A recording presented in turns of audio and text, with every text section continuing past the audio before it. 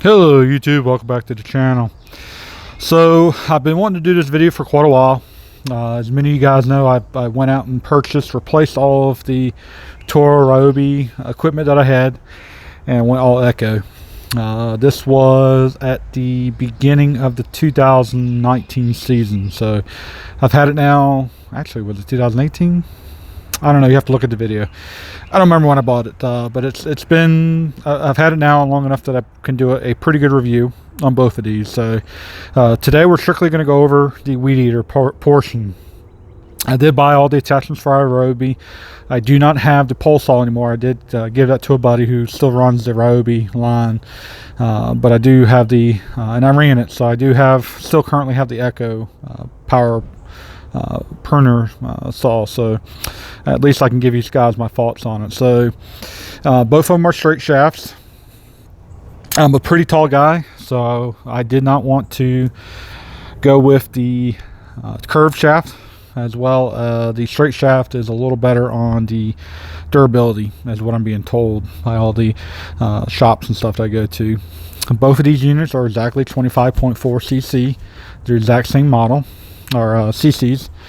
The Echo is a 266, which they do not make anymore. They've changed the numbers. I think now they're the weird 4-digit numbers instead of the 266. I kind of wish maybe in the future I would have upgraded to the 280, but we'll get into that. Again, this is the Toro. It is an older model. It's been used. Matter of fact, the Toro, I'll zoom in. It's not even, it used to be right there. It's now been rubbed off, so no longer see that it is a Toro, but it's this is a Toro head. You can still see that. It uses all the Ryobi attachments. It's the 25.4 cc's, both of them. They're both great. I didn't have any issues. I went through 2 of the Toro heads. So the first Toro head that I have gave up on me probably after about 2 years, and then this was the second replacement. And obviously still going pretty strong with the Echo, no issues there. I've replaced the head on this one numerous times. I have also replaced this head, not because the head went broken where this one did. It stopped feeding. I replaced it to the quick reel, so that all I gotta do is feed the strings in, make sure equal length, and then rotate, and it feeds it quickly. I believe that's what this head is also, and it may have been why I replaced it with the, but I replaced the original because something messed up on it. The bump feed stopped it working. Again, that's on the Toro. What else did I like about this? I like this. It did have a kind of a plastic cover.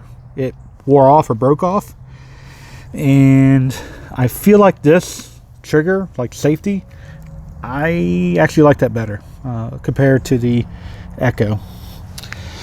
It's a little longer. It's a little more comfortable in the hand. I do find myself with the Echo missing that safety on top, so it doesn't always activate, so I'm always having to readjust.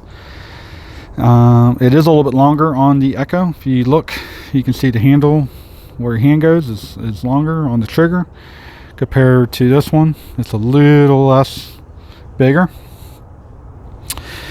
The Toro, in my mind, is quieter. It was a whole lot quieter than the Echo, but the Echo just seems to have more raw power. I feel like it seemed the Toro took a little bit more time to wind up and get going compared to the Echo. So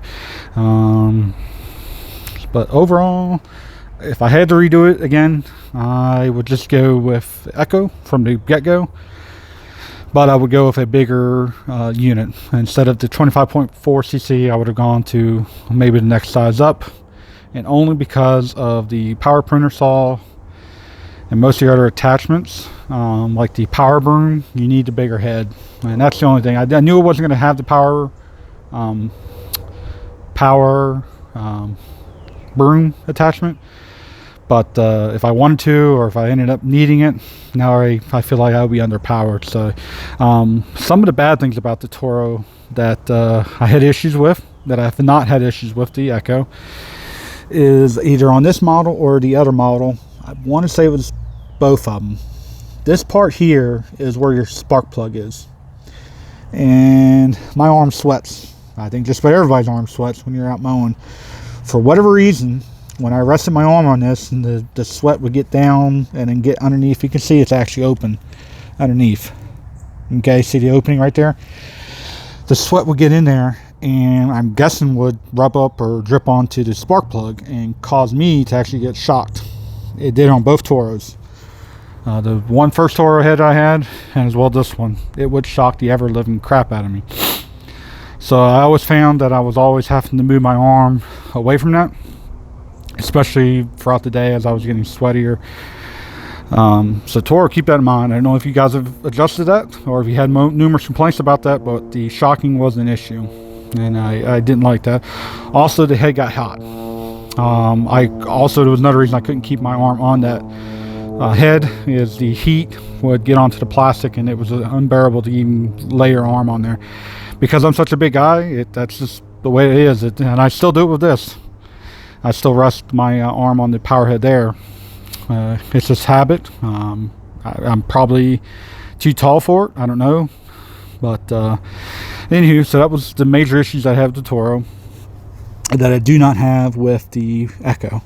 This was also the other issue. This is not the original. I believe the original is red. It matches the handle or the trigger. It was a red handle for this power head, and this was a pain in the butt. It also has the push pin here right there to keep it secured. I like that, but it would mess up. That would mess up quite a bit. Even right now that I've pulled it out, I noticed that it's still loose. On the Echo, it doesn't have that issue. It has this, and then this pulls out and turns, and that's the same point as that push in, but it doesn't do it. So that turn, then you rotate it and it would fall in. See it? That's a whole lot better feature. Weight wise, I think the Toro wins. It's a little bit lighter on the Toro.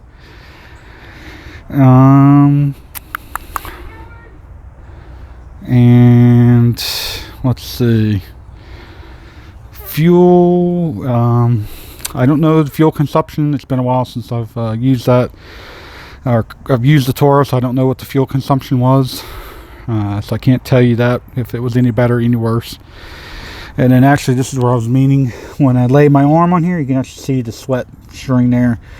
You can see where my arm rests, and then you can see it is open, but it's a whole lot better design. It's just open on the sides, and then that's the spark plug right here, so it's not even in the spot right here. So there's your spark plug compared to being on the top on the Toro model.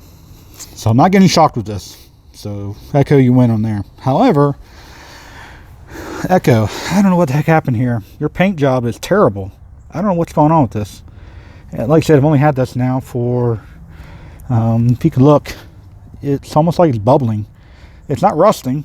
There's no rust underneath there, but it's definitely bubbling. It should look like this, should be shiny, but nope, right through here.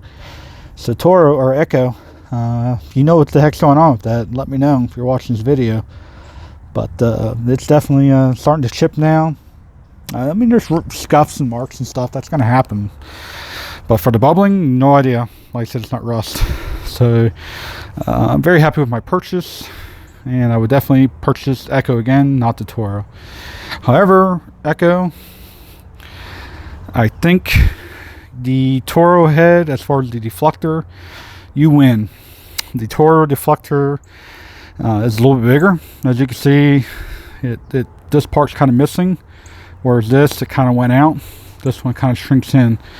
So the Toro one, you win as far as deflecting. I'm constantly getting hit with debris and stuff compared to the Echo. The Echo is always flinging stuff. So now I have to wear pants. I prefer to wear pants. So that's my review of strictly the weed eater portion of the two, and then I'll go over the brush cutter and the hedge trimmer, as that's all I've got left. So I hope you guys like this review. Like, subscribe, and we'll catch you in the next one.